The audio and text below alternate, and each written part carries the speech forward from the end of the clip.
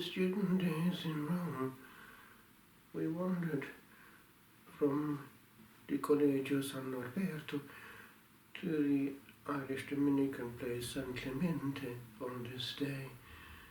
In the evening there was a celebration in honour of St. Cyril and St. Methodius. The body of St. Cyril was there. These were proclaimed patrons of Europe, together with St. Benedict, of course, by St. John Paul II in 1980, were important for the Slavic people. They invented the Cyrillic alphabet, named after Cyril, and they used the language of the people in the liturgy. They were from Thessalonica, and therefore of Greek culture themselves, and the liturgy was that of the East. There is something unchanging and mystical about the Eastern liturgy, and we need to be aware of it. We need something of their calm. We need to disappear in the house of God and let God be God in His recognized majesty and unspeakable otherness. I can only suggest and approach Him on tiptoe, and woe to the person who uses the house of God to draw attention to himself, or actually to offend the one whose house it is by things displeasing to him. It seems that he is not always consulted when it comes to liturgical activity. Man is listened to far more.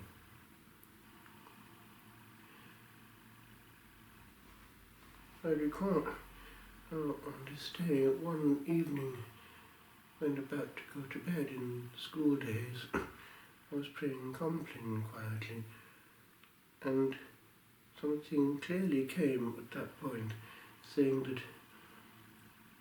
I had to go more towards the monastic life than towards what I had been thinking of, the Franciscan life. And in the back of my mind at that point, the thought of Cordy Island did creep in.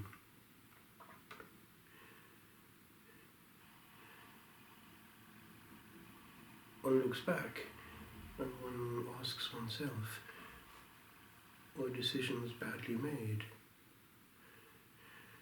However, God writes straight with crooked lines. Each time I had thought about going to Cordy, it somehow got blocked. There is still a beauty about the purely silent life, in which there is no horizontality involved. That is to say, that when the soul is completely sealed and known only unto its Maker. I recall how in those days I used to read a lot The Imitation of Christ, and there is a passage about the Cistercians and the Carthusians, indicating how silence was important to them. And there was an appeal there.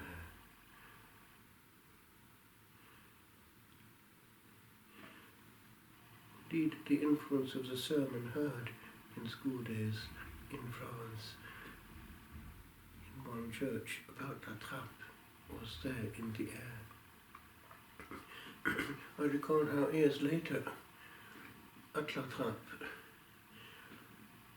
listening to lectures given by Don Lucien, who was my confessor, and also the prior, not the abbot, but the prior of the community, and one who had entered very early in life, at the age of 19. What a huge influence there. He was the world expert on l'Abbé de Rancé, the one who had reformed La Trappe in the 1600s, and he gave us powerful lectures, and he came out with things like this.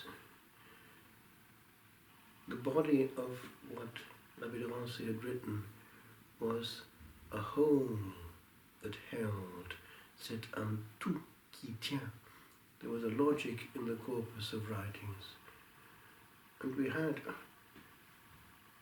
the authentic, original portrait written, or rather painted somewhat secretly,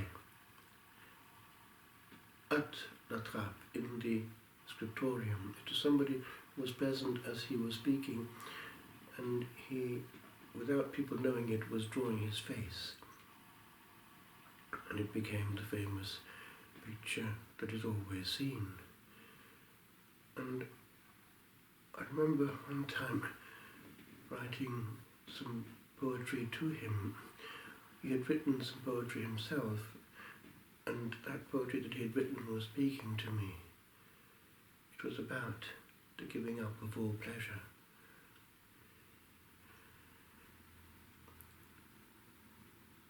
And I remember writing a billet to Don Lucien after his course of lectures, saying how inspiring it had been. And I'd understood there the beauty of the call. That beauty is still there, and it is important to be aware of it, for either a young man or a young woman can still find it if they want to. Right now, the house where the authentic silence and spiritual solitude is still to be found in the Trappist order is Sept-fons. They are about 90 strong, and they have maintained things as they were with regard to silence. And also the female equivalent, Liturgiano, has the same, and they are also about 90 strong. The Lord is blessing these communities because they are faithful. For it is important to be aware that if one makes that option for the life of Mary, then one has to be total about it. For it is not the same to go through the day, for instance, in manual work, with one's mouth sealed, and to go through that same period in another monastery, talking against the rule and actually making of manual work a recreation. It is out of providential order, because the Lord has the right to call some souls out of society just to be entirely His. It is a life of praise, but also of unbroken bonding with Him, and that unbroken bonding has its inbuilt rules, one fundamental one of which is being hidden to all but unto Him. For every time that one speaks in the monastic life, a little bit of interior energy is lost, and the dynamics coming up from a conversation are very different from those coming to that same period, unbroken, of dialogue interiorly only with the guest who is within.